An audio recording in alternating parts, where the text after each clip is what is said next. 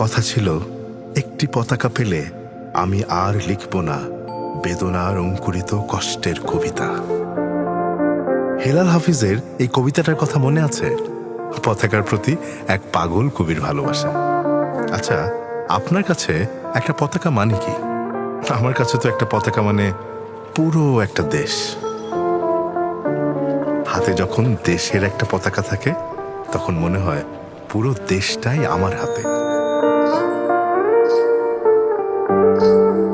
আর কপালে পতাকা মানে যেন দেশের ভাগ্য আমারই কপালে। আর শরীর জুড়ে দেশের পতাকা রাখলে কি মনে হয় জানেন? মনে হয় যেন আমিই তো বাংলাদেশ।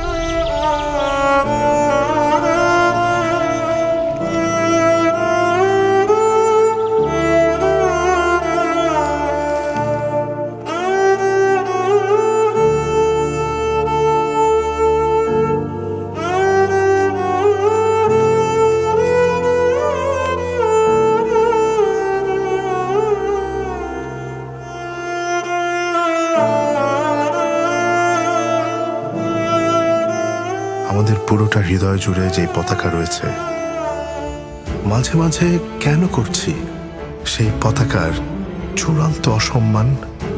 আসুন প্রতিজ্ঞা করি, যেন ভুল বশত কোনোভাবে আমাদের দ্বারা না হয় দেশের পতাকার বিন্দুমাত্র অপমান।